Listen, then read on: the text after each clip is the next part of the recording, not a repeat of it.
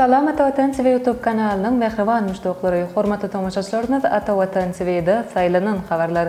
Habaryndan 2023-nji ýylyň 26-njy oktýabryň aksanyna Türkmen Türk işöwürlük maslahaty geçirildi. Cevdet Yılmaz, Türkiýe Hazar deňizindäki dostluk kenine aýratyn ähmiýet berýär. Türkmenistan Global Gateway forumuna gatnaşdy. Türkmenistan we Hytaý energetika bazarynyň möhüm hyzmatdaşlary ýaly habarlar ýetirýäris. Mehriban müştoklar, gelin indi bolsa habarlarymyza giňişleýin seredip geçelim.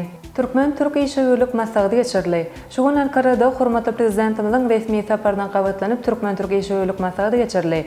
Türkiýanyň Palatalar we Birjalar Birleşiginiň merkezi idaresinde geçirilen forum açyş dowrasyna dowlat başlygy Serdar Berdimuhammedow gatnaşdy.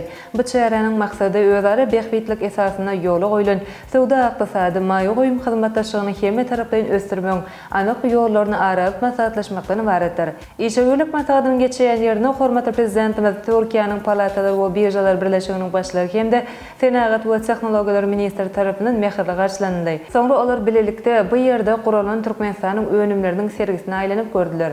Maksatnama laýyklykda hormatly prezidentimiz Serdar Berdimuhammedow Türkmen Türk işöwürlük maslahatynyň açyş dowrasyna çykyş etdi. Dowlat başlygy sowda ykdysady ulgamda netijeli gepleşikleriň dowam etdirilmegine gönükdirilen şu gedekde duşukda iki tarapyň hereketlere hiltaýdan täze itergi berjek. Geljekde amalaşyljak bilelikdäki işler boýunça anyk meselelere seretmäge ýardam etjek pikirleşmelerin boljakdygyna inanmalardy. Çäreňiň giň wekilçilikli düzümi bolsa Türk işöwür toporlarynyň Türkmenistana uly gyzyklanma bildirýänliklerinden nişanlar.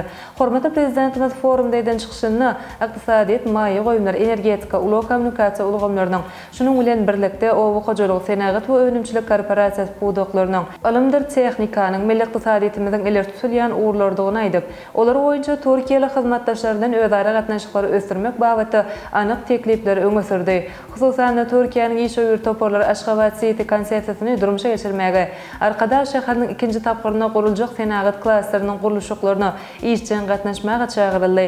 Şeýle-de dowlat başlygyny bilelikdäki maýy goýum gaznasyny we maýy goýumlar boýunça bilelikdäki iş toporyny ulak logistika merkezine döretmegi teklip edip Türkmenistanyň Türkmen elektrik energiýasynyň tebii gazynyň Türkiýeye iberme boýunça özara hereketleri açyklygyny tasdiklady. Çykyşda gyzyklanma bildirilýän başga puwdoklarda da iki tarapdan hyzmatdaşlyk mümkinçiliklerini çekildi. Hormatly prezidentimiz Serdar Berdimuhammedowyň işöwürlük forumuna çykyşy tamamlanandan soňra Türk tarapynyň käbir dowlat we hususy düzümleriniň ýoldaşlary çykyş etdiler. Cevdet Yılmaz, Türkiýe Hazar deňizindäki dostluk kenine aýratyn ähmiýet berýär. Türkmenistanyň Ministrler Kabinetining başlygynyň ornasary Batyr Attaýew bilen duşan Türkiýe Respublikasynyň prezidentiniň ornasary Cevdet Yılmaz, Türkiýanyň Hazar deňizindäki dostluk kenine aýratyn ähmiýet berýändigini beledi. Bu barada Türkiýanyň resmi habarlar gulu habar berýär. Bu duşuk Türkmenistanyň prezidentiniň Türkiýe Respublikasyna başlanan ilkinji resmi saparynyň öňsirasine geçirildi. Türkiýanyň Hazar deňizindäki dostluk keniniň özleşdirilmegine gyzyklanma bildirýänliklerini belleýän Cevdet Yılmaz bu gurda işlere gatnaşmagy taýýardyklarynyň belläp geçdi. Şeýle hem Cevdet Yılmaz Türkmenistanyň tebii gazyny Türkiýanyň üstü bilen daşary ýurt bazarlaryna iýermek mümkinçiliginiň durmuşa geçirilmegi we energetika pudogyna gazanyň lalaşygyň iş ýüzüne durmuşa geçirilmeginiň möhüm ähmiýetini beledi. Türkiýanyň prezidentiniň ornasary mundan beýlek Türkiýanyň akylly şäherler ýaly beýlik uğurlardaky tejribesini Türkmenistan bilen paýlaşykdygyny aýtdy. Türkmenistanyň Ministrler Kabinetiniň başlygynyň ornasary Batyr Attaýew öz gedeginde iki ýurduň taryhy umumlyklaryna öňe çekip, sowda meçhurlygyny 5 milliard dollar üçin ýokurlandyrmak üçin bilelikde işlejekdiklerini aýtdy. Şeýle Batyr Attaýew Türkiýanyň Türkmenistanyň möhüm sowda hyzmatdaşlaryndan biridigini aýtdy. Hazar deňizindäki dostluk kenini bilelikde özleşdirmek babaty Türkmenistan bilen Azerbaýjanyň arasynda degişli ähnama gol çekilipdi.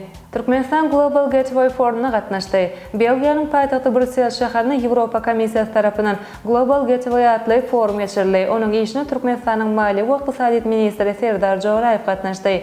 Ýewropa Birleşiginiň düzümine girýän hökümet wekiliyetleriniň, hususy pudoň we gyzyklanma bildirýän taraplaryň gatnaşmagyna geçirilen forumy Ýewropa Komissiýasynyň başlygy Ursula von der Leyen açdy. Global Gateway strategiýasynyň çäklerini Ýewropa Birleşigi ara gatnaşyk, saglyk goraýyş, bilim we ilmi barlyklara sermaye gömürgün durmagy meýilleşdirýär. Bu forumda çykyş eden Türkmenistanyň Mali we Ykdysadyýet ministri Serdar Joraýew ýurdumyzyň infrastruktura ösüşi barada gurrun berdi. Şunuň bilen baglykda ulag pudogynyň ösüşiniň global özara baglanyşyk babaty möhümdigini belän Türkmenistanyň Mali we Ykdysadyýet ministri Serdar Joraýew Türkmenistanyň ulag we energetika ulgamlaryny diversifikasiýalaşdyrmak başlangyçlaryny öňe sürýändigini bellädi. Şunuň bilen baglykda ulag käbir taslamalaryň Ýewropa tarapyndan gybyklanma bildirilip bilinjektigi belenildi. Bu forumyň çäklerini Türkmenistanyň Mali we Ykdysadyýet ministri Serdar Joraýew Ýewropanyň tezelenşi ösüş bankynyň ýollaşmasy bilen duşdy. Duşukly Türkmenistan bilen Mali guramasynyň arasynda hyzmatdaşlyk gatnaşyklary arant maslahatlaşyldy. Şeýlekem bankyň Türkmenistanyň hususy pudogyň hem-de ulaglandaky sewet taslamalaryny durmuş ornaşdyrmak boýunça işlere gatnaşmak barada pikir alçyldy. Şolgon Türkmen wekiliyeti Ýewropa Birleşigi bilen Halkara Sowda Merkeziniň arasynda Türkmenistan Ýewropa Birleşigi sowdada durnukly we integrasiýany ýokarlandyrmak taslamasyny durmuşa geçirmek babaty şertnama gol çekmek dagarasyna gatnaşdy. Türkmenistan we Hatay energetika bazarynyň möhüm hyzmatdaşlary. Hatay we Türkmenistan halkara energetika bazarynyň möhüm hyzmatdaşlary. Biziň ýurtlarymyzyň çyň strategik ähmiýeti ýa bolan giň mümkinçiligi hyzmatdaşlygy we diýip Hataýyň Milli Gaz Korporasiýasynyň ýollaşysy Türkmenistanyň Netwa Gaz 2020 çatly 28-nji halkara maslahatyna eden çykyşynda belli geçdi. Ol Türkmen tarapyny gaz podogyny has işçiň hyzmatdaşlygy ösdürmäge çagyrdy.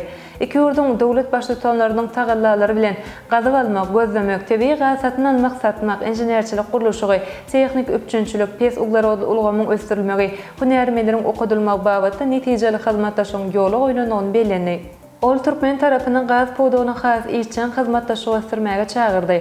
Iki ýurdun dowlat başlyklarynyň tagallalary bilen gazyp almak, gözlemek, tebii gaz satyn almak, satmak, inženerçilik gurulşygy, tehnik üçinçilik, pes uglerodly ulgamyň ösdürilmegi, hünärmendiriň okudylmagy babatda netijeli hyzmatdaşlygyň ýoly goýulyny belländi. Şeýlekem CNPC kompaniýasynyň Türkmenistanyň gaz işçiligini meýilleşdirmek biýe energiýa ulaglaryň elektrifikatsiýasy, vodorod energetikasy ýaly urlarda hyzmatdaşlyk etmek boýunça gepleşikler geçirmäge taýýardygyny aýtdy. Ene mähriban müştaklar Atawatan TV-de saýlanan habarlar gepleşigimiziň şuňky sanyna seýtirmek isleýän habarlarymyz şurdan barat. Hormatly tamaşaçylarymyz, ýurdumyzda we dünýäde bolup geçen habarlardan we täzeliklerden ilkinji bolup habarly bolmak isteseňiz, Atawatan Türkmenistan.com saýtymyza ýazarlamagy ýatdan çykarmaň. Gepleşigimiziň ilk sanyny görüşýänçe hoşta bolun.